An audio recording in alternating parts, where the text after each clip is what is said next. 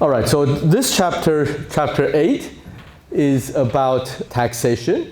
We already saw taxation, but we'll look at the cost of taxation. So this is an application of chapter 7, and to analyze how does tax affect consumer surplus, producer surplus, and total surplus. We'll look at how does tax affect welfare, and we'll look at what is the deadweight loss of a tax, and we'll see what factors would affect the size of the deadweight loss, and how does tax revenue depend on the size of the tax. So these are the topics we'll look at in this chapter.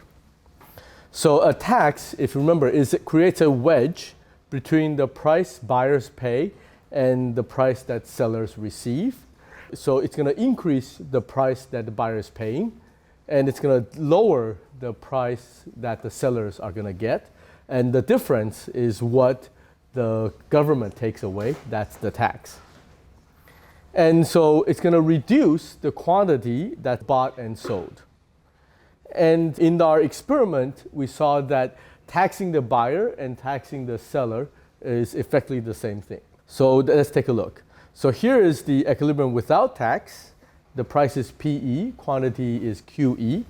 And suppose you have a tax of T, then per unit. So buyers are going to pay PB, which is above the original equilibrium price.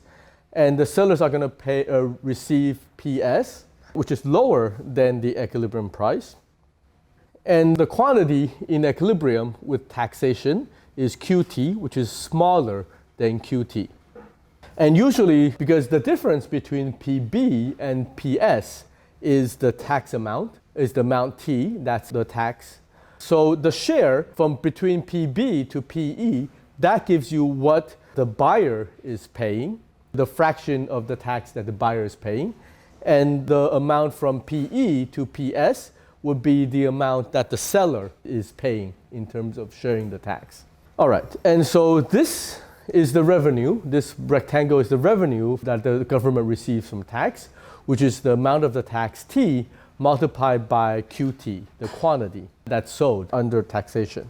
So remember, we talked about total surplus in chapter 7. So we'll be looking at total surplus, which is consumer surplus plus producer surplus, which was maximized at equilibrium. But with taxation, because you're paying a higher price, so consumer surplus is going to go down. Also, quantity is reduced, so consumer surplus is going to shrink. And then the producers are receiving less. The quantity is also less, so producer surplus is also going to go down. But the government is going to gain the tax revenue. So the question is, does this gain outweigh the losses in consumer surplus and producer surplus? And then we'll look at what happens to total surplus. So without tax, I think you saw this in chapter 7. So consumer surplus is the area A plus B plus C. Producer surplus is the lower triangle, DEF. So total surplus is this huge thing. There's no tax revenue, so total surplus is the sum of consumer surplus and producer surplus, which is this ABCDEF. Now we have to compare this with what happens when there's taxation. So with the tax, consumer surplus is reduced to only A. Producer surplus is only F. The government receives a tax revenue of B plus D, but not CE. So total surplus is consumer surplus plus producer surplus plus the tax revenue, which is this interesting shape, ABDF. But then the total surplus is reduced by C plus E. And this is what we call the deadweight loss of a tax. So that's the drop in total surplus because of this market distortion. Remember, this is because the quantity drops from QT to QE.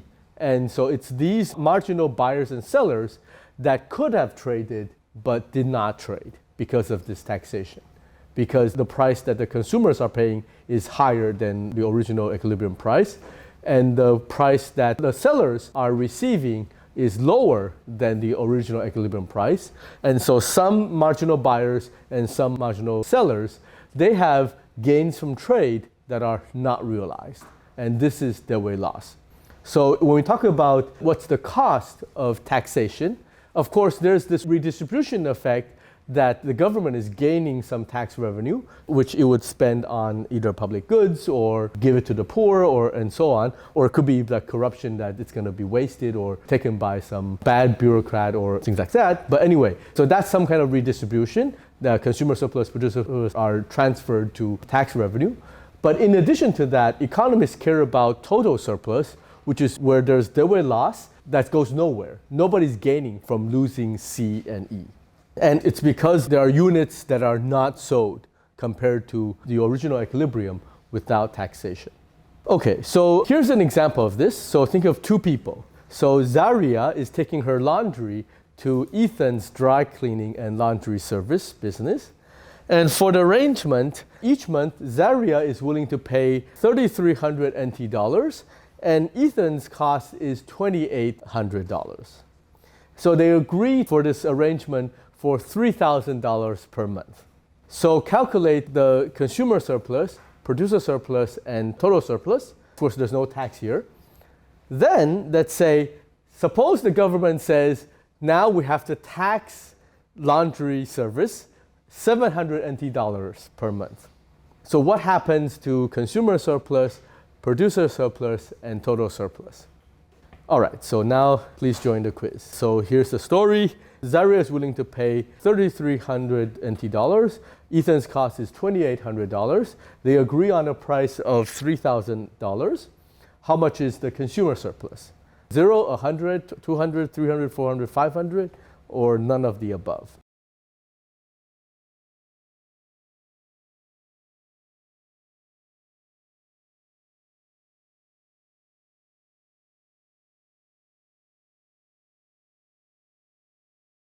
Okay, so the majority of you say 300, and the answer is yes, it's 300. So how much is the producer surplus? 0, 100, 200, 300, 400, 500, or none of the above?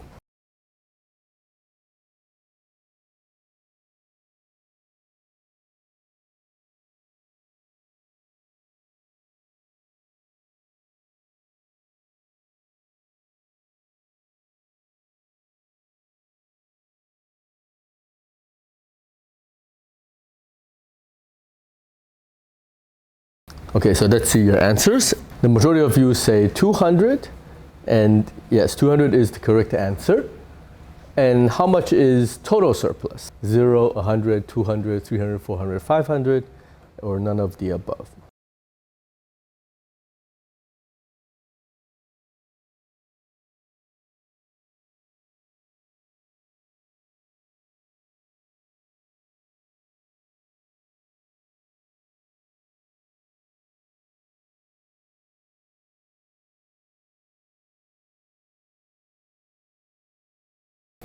Okay, so time's up. Let's look at your answers.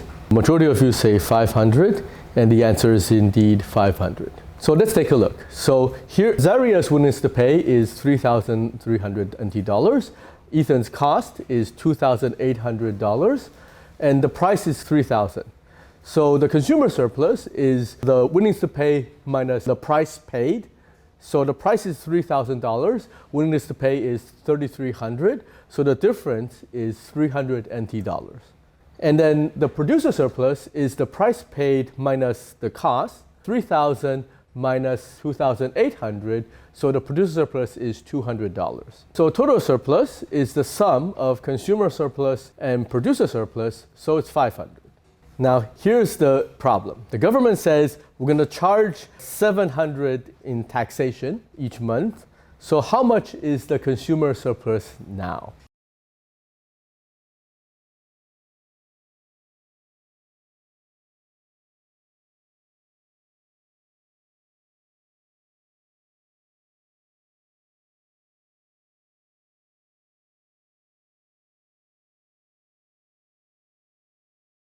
This is actually a tricky question. It's not that simple as the previous one.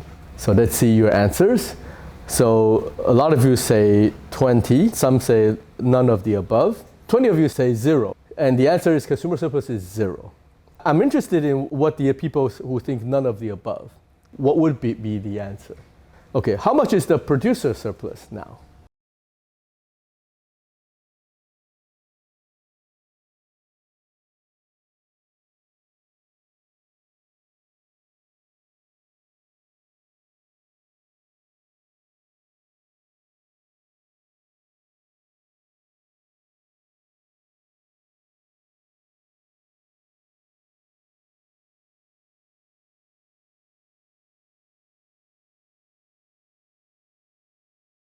Okay, so time's up. Let's look at your answers.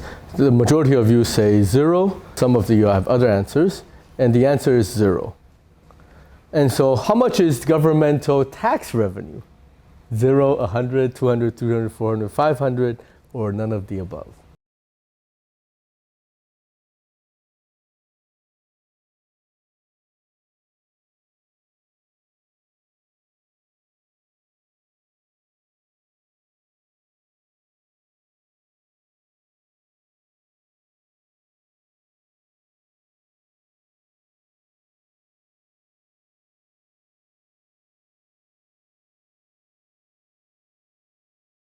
Okay, so the majority of you say 0, and the answer is 0. Although some people say 500, some of you say none of the above. Okay, so how much is the total surplus now?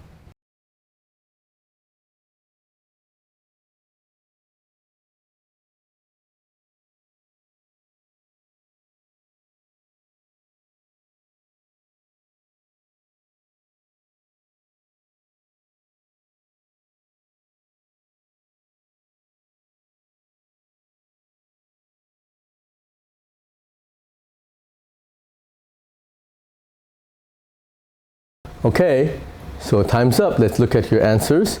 The majority of you say 0, and the answer is indeed 0. So the key thing here is that when you have this tax, so the cost goes up to 3,500, but it's beyond Zaria's willingness to pay.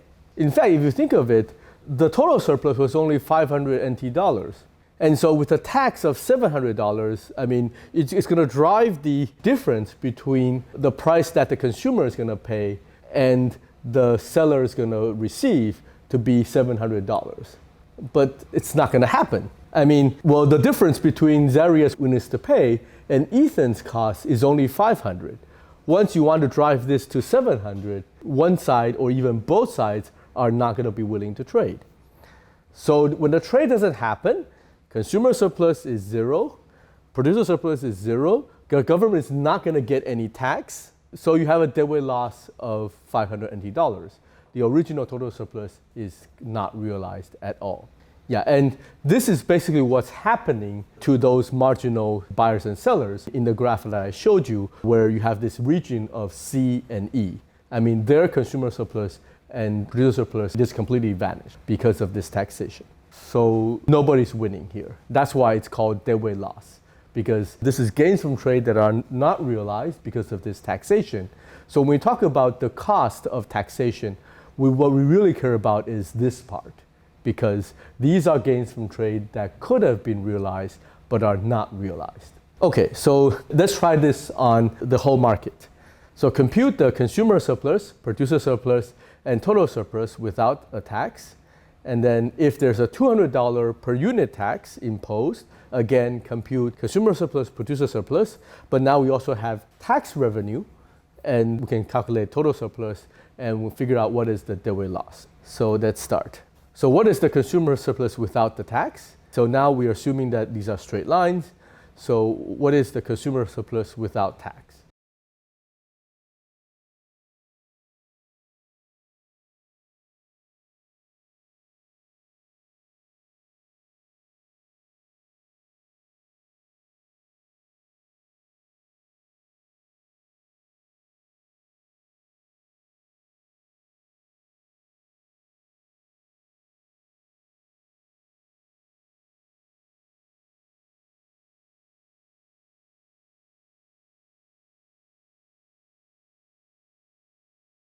The majority of you say 10,000, and it is indeed 10,000. So what is the producer surplus without tax?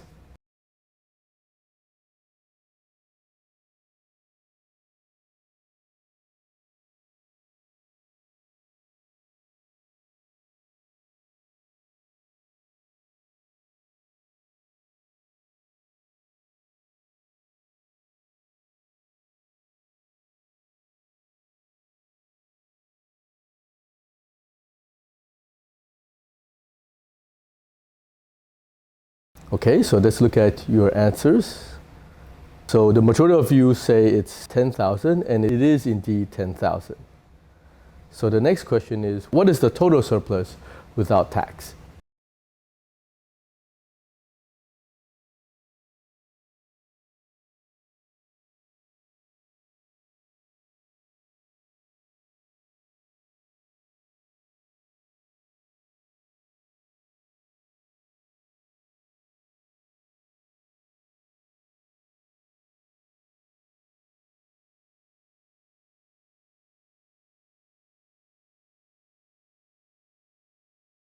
The majority of you say 20,000, and the answer is indeed 20,000. So let's take a look. So the upper triangle is your consumer surplus. So without tax, you go from 200 to 400, so that's $200, multiplied by a quantity of 100, that's 20,000 divided by 2, so $10,000, that's your consumer surplus. And the producer surplus is the lower triangle, which is the exact same shape as the upper triangle, is just flipped down. So it's also $200 multiplied by a quantity of 10 divided by 2, so $10,000. The sum of this, I assume you know your math, is $20,000. That's the total surplus. Now here's the tricky part. Now we impose a $200 tax per unit. So what is the consumer surplus?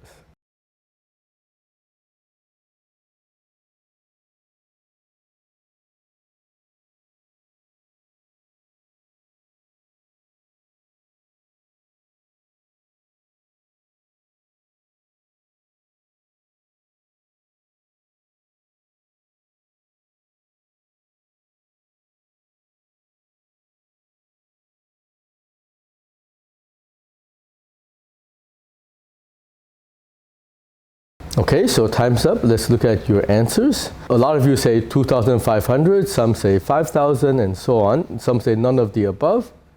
And the answer is 2,500.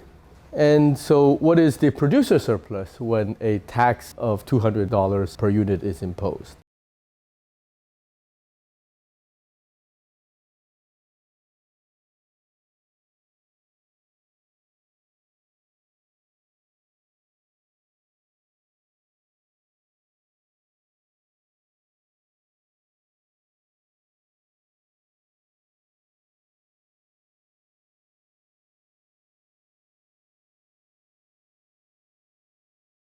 Okay, so time's up. Let's look at your answers. So the majority of you say 2,500, and the answer is indeed 2,500.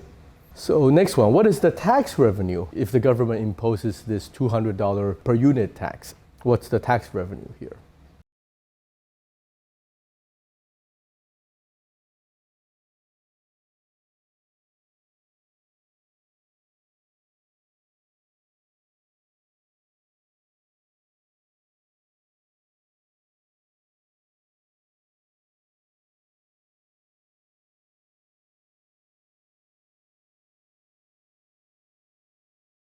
Okay, so let's look at your answers.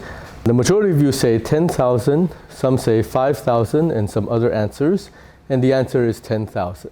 So finally, we'll look at what is the total surplus if this $200 per unit tax is imposed.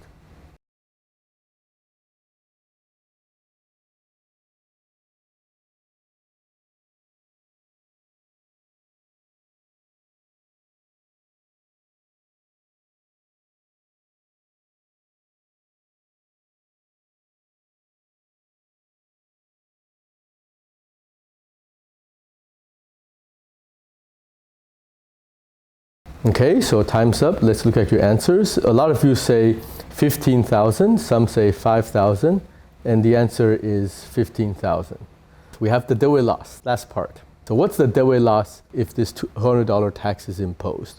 So compared to without tax, a total surplus, how much did the total surplus drop?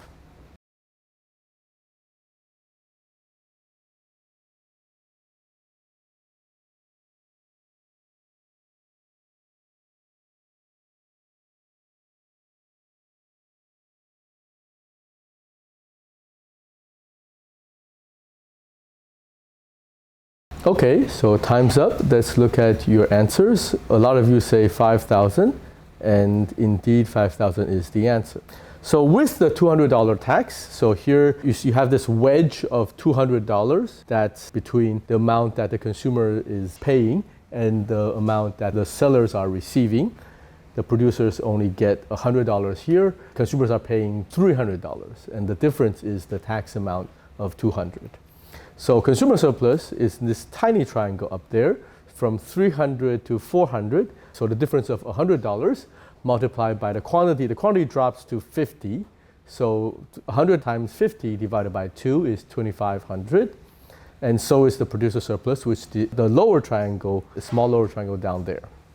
The tax revenue becomes, so $200 of tax multiplied the new quantity, which is only 50, you get $10,000 in tax revenue.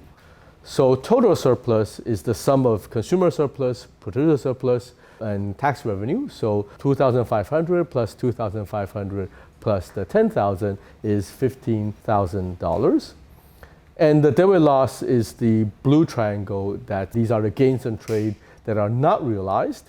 So that's 200 times 50 divided by 2. So that's 5,000.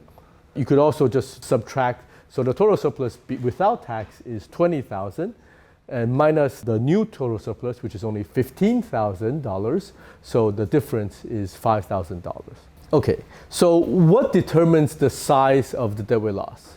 In the last example we just saw, the deadweight loss is huge, right? I mean, in the first graph that we showed today, the deadweight loss is small. So the question is, what determines the deadweight loss? And it's determined by price elasticity of supply and demand. If you have an elastic or more elastic supply, you have a larger deadweight loss. If you have a more elastic demand curve, you also have a larger deadweight loss. So the greater the elasticity or the sensitivity of supply and demand, the greater the deadweight loss of a tax. And the reason is because what you get is because the consumers or producers are sensitive to prices. When you force them to pay a higher price or receive a lower price, then they will leave the market.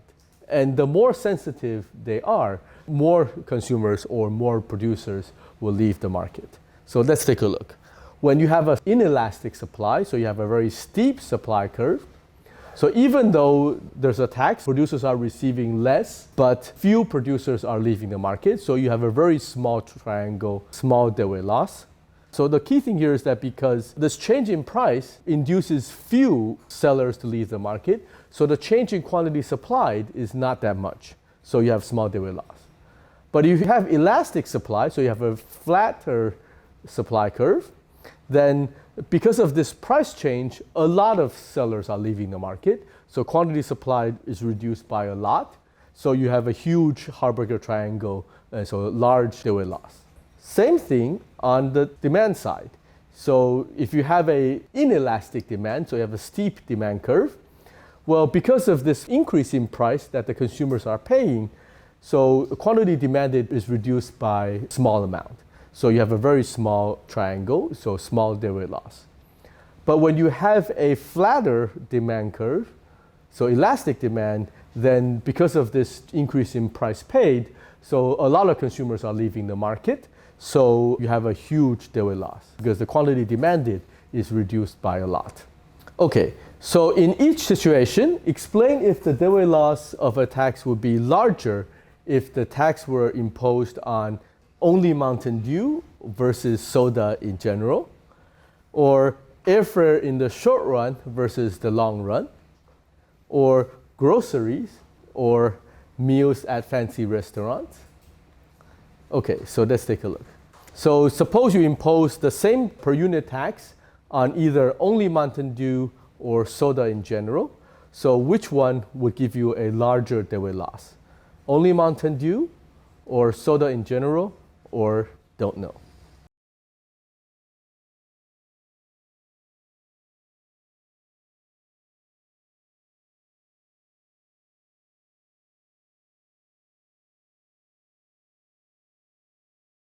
All right, so time's up. Let's look at your answers.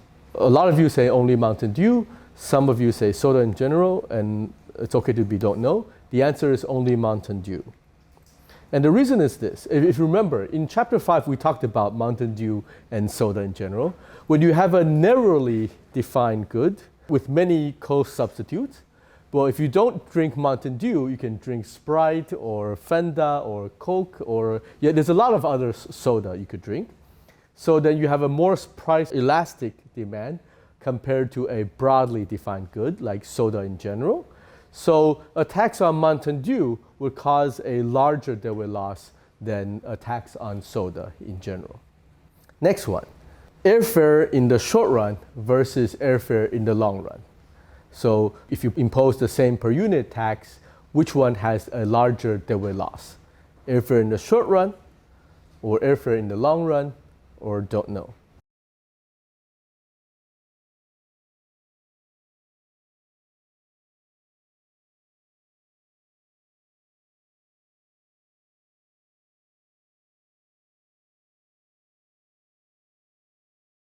Okay, so time's up. Let's look at your answers. So a majority of you say airfare in the long run, and that's correct. Again, this is about what we saw in chapter 5 when we talked about price elasticities or price sensitivities.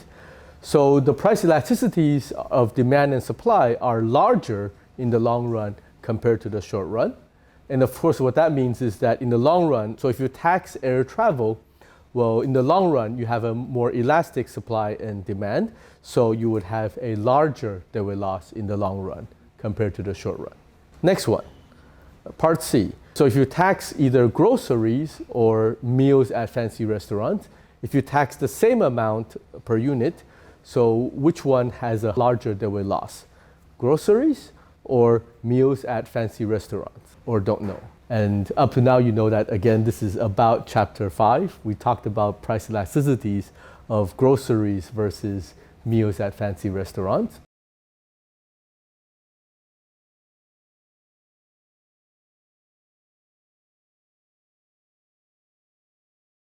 Okay, so the majority of you say meals at fancy restaurants, and that is the right answer. Why is that? Well, from chapter 5, we know that the demand for necessities are less price elastic than the demand for luxuries. Another example I think we saw was, say, insulin versus, like, say, a cruise ride. And so if you have more elastic demand, what that means is that you would have a larger deadweight loss. So a tax on fancy restaurant meals, that you get a larger deadweight loss compared to groceries.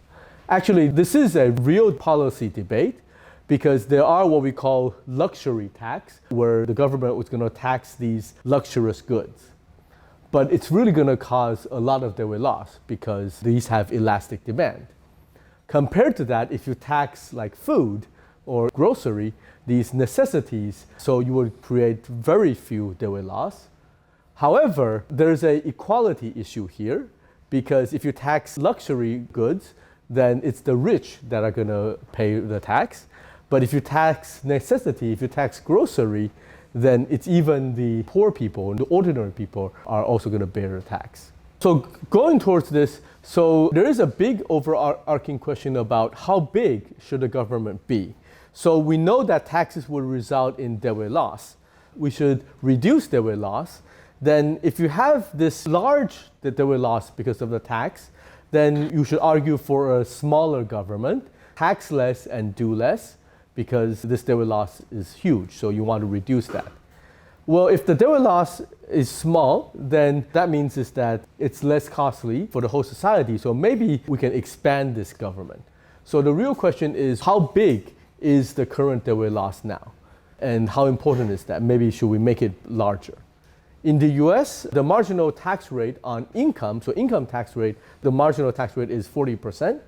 So this includes Social Security, medical tax, federal income tax, and state income tax. In Taiwan, it's a little bit more complicated because we have a different bracket. And also, we also have medical tax, 健保费, even though it's called the national health insurance fees, but it's literally a medical tax. The government taxes everybody based on their income and then finances the national health insurance using that. So we should get a different number. It's likely that the marginal tax rate in Taiwan is much smaller than the US in terms of income tax. This is the biggest source of governmental revenue. And so the question is, how big is the deadweight loss? And of course, you have to ask, wait, how big is the elasticity of labor supply? Well, some economists think that labor supply is inelastic. Why? Because everybody has a job, right? I mean, nobody has 2 full-time jobs, and only a small fraction of people who are unemployed do not have a job. Everybody has 1 job, right? I mean, so you have a vertical labor supply curve. How many workers? Everybody has 1 job, and that's it. And so that's one view. And of course, if you believe in that labor supply curve is almost vertical, taxing labor income is great because there's no or very little deadweight loss. Because even if you erase the tax rate, well, are people going to just drop their job? No, I mean, they have one job and that's it. But if you think carefully, depends. I mean, other economists think that labor supply is more elastic than you think. And if that is the case, then of course you would have a huge deadweight loss. Think of this. Some workers can choose how many hours to work. So if you work at 7-Eleven, it's hourly based. So if you raise the tax rate, then these hourly workers might choose to work fewer hours. But even for the full-time jobs, you have to think about families. Well, should the second person go to work as well? Or should you stay home? That's a choice that families would choose. And in fact, if the tax rate is very high, the second income earner may choose to stay home instead. Actually, one of our new colleagues that's coming in, his study is precisely on this behavior, but not on income tax, but on long-term care. Because what he finds in the Taiwan data is that there's a lot of daughters choose to leave their job and go home to take care of their parents, or sometimes her husband's parents, a lot of times her own parents, but at the age of like, say, in their 50s or something. But what that means is that first, so for the whole household, there used to be 2 income earners, but now there's only 1. So labor supply does move. It's not vertical.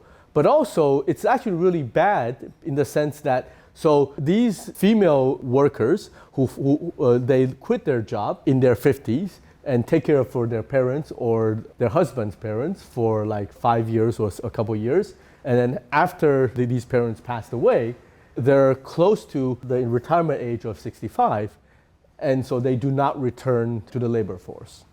And of course, what that means is that you're losing like 10 to 15 years of these female workers who do this, which could have been prevented if the government starts to subsidize, say, long-term care for these senior citizens, for these parents of these workers. And so, yeah, so that's an empirical study that one of our new colleagues is doing, and which shows this. Yeah, so the next one is many elderly can choose when to retire or decide to work part-time. So this is a good example of, so it's not really that they choose to retire, but they quit their jobs in order to take care of their parents. And so you have this issue here. And also, after retirement, you can choose to work part-time. And if the tax rate is too high, then you say, no, I don't want to work anymore. And of course, there's always this underground economy. So there's tax evasion. So when the tax rate is very high, people will start to say, oh, yeah, 不要开发票, or instead of working for a big business, you would take these other pay that you only earn cash and that's not reported to the government and so on. So with all these issues, so labor supply might be more elastic than you think, which means that if you have an elastic supply, then of course the deadweight loss for a high tax rate could be a big problem. Okay, so now related to this issue, here's a survey question that people asked economists in the US. A cut in federal income tax rates in the US right now, during the time of the survey, 2012, would lead to a higher national income within 5 years than without the tax cut. So do you agree or disagree? And do economists agree or disagree with this statement? Let's pull here. So here's the statement. A cut in income tax rates now would lead to a higher national income within 5 years without the tax cut. Yeah, this is just a poll, so it's okay to either strongly agree, or not sure, disagree, strongly disagree, or you have no opinion, or I think you can prefer not to answer if you want.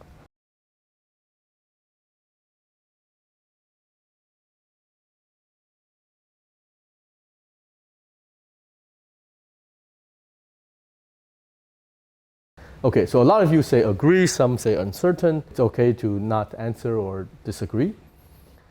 So the real prediction question is, do you think economists agree that a tax reduction in the US tax rate, would that lead to higher national income within 5 years? So that's really thinking about, is the tax too high or too low? So 100% agree, 50 to 99% agree, or 1 to 49% agree, 0 or don't know.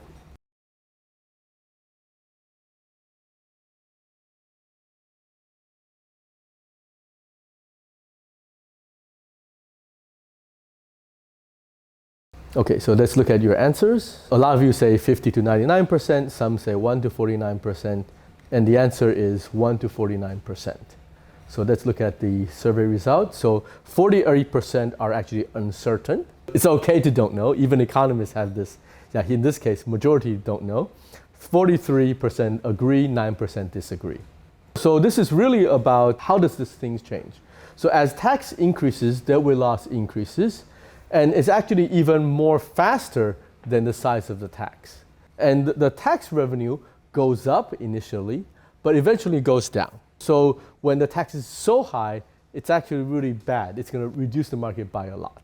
Let's take a look. So think of the initial tax to be $T per unit. So you have an initial deadweight loss, that's this yellow triangle. Suppose you double the tax. Now you have this pink triangle that's more than double than the original yellow triangle deadweight loss. Now suppose you triple the tax rate. Now you have this huge blue triangle that's like much more than triple than the original deadweight loss. So the deadweight loss is going to increase exponentially. What about tax revenue? Suppose here, okay, you have the tax T. This yellow rectangle is your tax revenue. Suppose you double the tax. So you have this new red rectangle. And you are reducing the quantity from Q1 to Q2, but because you are getting a higher tax per unit, so this red rectangle, this new rectangle is larger than the original yellow rectangle. So tax revenue can go up. But eventually, when your tax is going bigger and bigger, it will actually go down. Let's take a look. Suppose you now triple the tax rate. So now you have this new blue rectangle, but now it's actually smaller than the red rectangle because you are reducing the market by a lot. So when tax increases, deadweight loss goes up exponentially, and tax revenue goes up but then goes down. So the question is, how big is the tax rate now? Where are we now? If we are on the uphill side of Laffer curve, we should increase the tax rate. That's all going to raise tax revenue, and deadweight loss will not increase that much. But if we're at the downhill part of the Laffer curve, then maybe reducing the tax rate would be a better idea. Then because deadweight loss is going up exponentially and tax revenue is actually not as high. Okay, the second survey question on this. A cut in the federal income tax rate in the US now would raise taxable income enough so that the annual total tax revenue would be higher within 5 years than without the tax cut. So this is about if you cut the income tax rate, will you increase total tax revenue?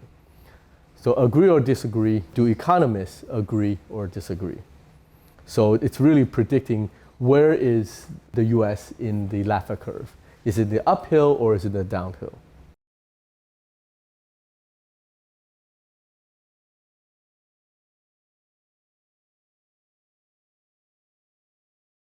Okay, so here I see that the answers are mixed. That's okay, but the real question is, what do the US economists think when they were polled about this question? A lot of people disagree, some are unsure. So, okay, let's predict. So, do economists agree with this statement? 100% agree, 50 to 99%, 1 to 49%, or 0%, or don't know.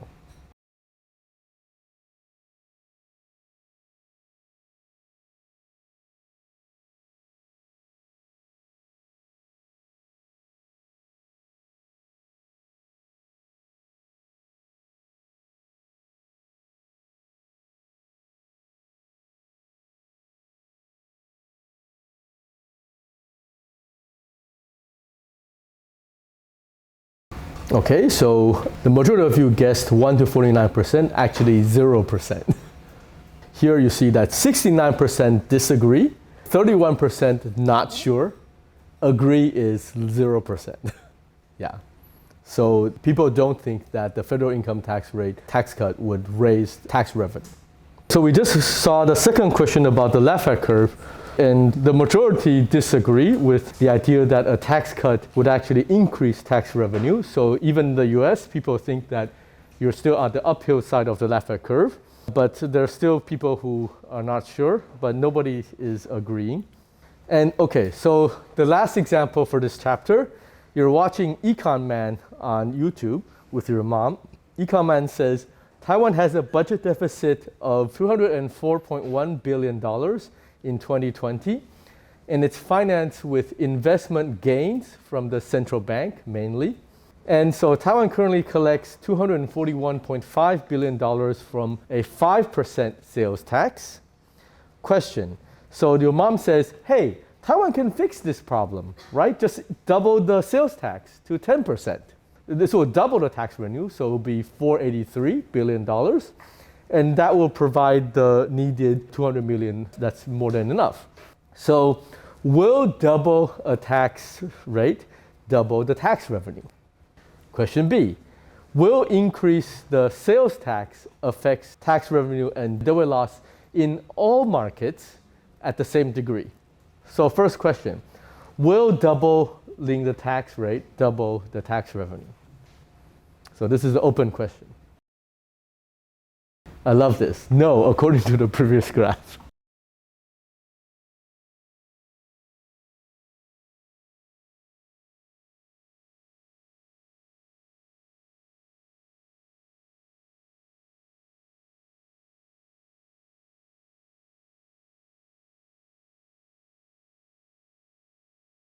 Okay, so, I love this. No, but the IRS will be knocking on your door. Actually, this is a good example about, because if you come from Europe, you should know, the VAT tax or the sales tax in Europe is like 20% or 25%.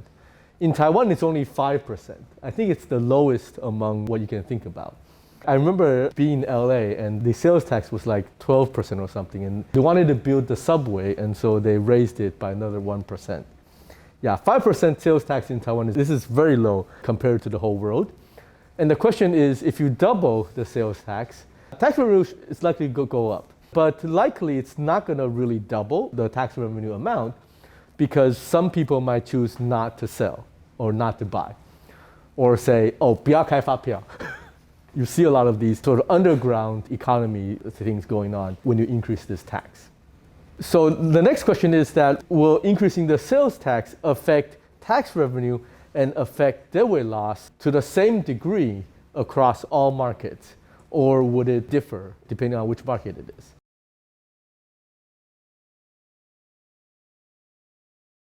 Yeah, so it's going to depend on the different properties of each of these markets. In particular, price elasticity of supply and demand is going to play a big role here. This is a very good example of a practical policy because in Taiwan, the sales tax is really low. But somehow, politically, to raise the sales tax is difficult. But I do think this is a serious thing that people should think about. So because the sales tax rate is low, so doubling the sales tax, the deadweight loss is going to more than double, but not that much compared to other options. But then it's going to solve our deficit problem. But of course, the challenge here is that if you raise the sales tax, it's going to be across all markets. So regardless of you buy luxuries or necessities or things like that, then you all are going to pay this 10% sales tax. You could think about sort of discriminatively charging. Like in the US, I believe grocery is not tax-free, so you don't pay sales tax on grocery. But then they have all these distinctions. Like, for example, I remember walking into the supermarket in LA. They have this sign saying that the fish is tax-free, but if we want us to fry the fish for you, the fry fish service is taxable. So there are distinctions here. And of course, the rationale there is that buying grocery is a necessity. So the government says we're not going to tax that. But then if you want somebody to make the food for you, then that's taxable. Does not count as necessity. So that's something that you can consider. But in Taiwan, at least what we get, the current status quo, 5% sales tax is across everything. So it's not that much distinction. Okay, I apologize, this is in Chinese, but this is the income breakdown of Taiwan in 2020. The huge chunk, the blue one, 997.5 billion NT dollars. That's the revenue from income tax. So like the US, income tax is the biggest source of revenue. And then sales tax is 241.5 billion NT dollars. That's the orange slice down there. That's second. So that's what this example is trying to allude to. Say, can we double this orange slice by raising the sales tax rate from 5% to 10%? Interestingly, so you have this gray slice. What's that? That's called 营业基金盈余缴库. That's the gains. So these are like, say, these governmental owned industries like the Taiwan CPC or the Thai Power. These companies, their profit is counted here. But if you know anything about these companies, most of these governmental owned business do not really make money. But you have 204.1 billion NT dollars of that. And the majority of this is the profit made by the central bank. So we will talk about central bank when we get to principle of macroeconomics next semester. But one thing you should think about is that why is the central bank making money? Well, the central bank prints money, right? So how is the central bank making money? That's a very interesting mystery, right? The central bank does not make money by printing money. It's actually making money. So how does the central bank does this? But why is it the goal for the central bank to finance, this is like 10% of the governmental income? Yeah, so why is this a goal of the central bank? I mean, the central bank is in charge of monetary policy, but why is it also trying to having a job to finance the government? That I think is problematic. Especially if you think of it, there could be conflict of interest. So I mean, if you're the central banker, if your job is not only to be in charge of monetary policy, but also to finance 10% of the government spending, there could be a conflict and distort your behavior. So there are a couple of my colleagues who are experts on this. The macro colleagues do a lot of research about this, but here I just want to show you that it's the number 3 in terms of income source in Taiwan. And then you have the tariff that we'll see in the next chapter. And this is, the other thing is, this is crazy. So let me show you here, 货物税. This is not the tariff. Historically, it's a very interesting, the key thing here you should notice is that it's even larger than tariff. So in addition to tariffs, there's this 160.5 billion NT dollars in terms of governmental revenue coming from this crazy item, this use tax, or this, I don't know. I mean, I'm not even sure how to call this because they charge certain products. Like if you buy a car, if you buy a TV, then you have to pay this tax. But if you buy other things, you don't. Historically, this came from the Qing dynasty when it's called Li Jin, if you know anything about history. So you should notice that if you look at the income of the Taiwanese government, you will see these huge chunks of income coming from things that are dubious. And so it's worth to think like an economist to figure out what is the effect of these things. When we talk about international trade, in the next chapter, well, we talk about tariffs and its effect. And here we have, in addition to tariff, we have 货物税.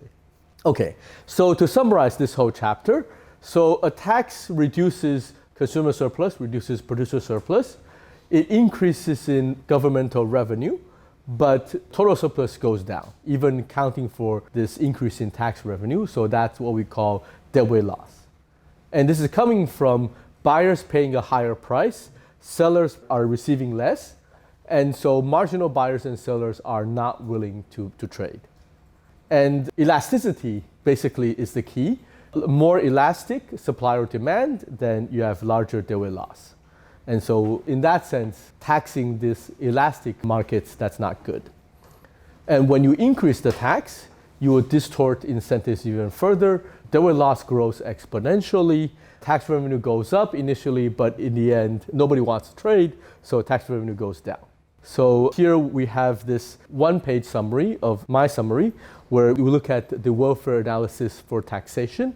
We have this deadweight loss, which is usually called in economics the Harburger triangle, named after Arnold Harburger. He's one of the UCLA professors that I love, or former UCLA professors. So here's the homework from the textbook, but here's the list of past exam questions. This is how much I love it, because you see it almost coming out every year. So that's how much I love taxation and the welfare. All right, so what does a higher national income mean in the previous question? Is the equilibrium price or the total surplus? So the survey question, national income is a measure for the overall value of the whole economy. That's a macroeconomics concept that we haven't talked about yet. So look forward to that when we get to the spring semester on principle of macroeconomics. Yeah, when we talk about GDP, we'll talk about national income. All right, so that's the end of chapter 8.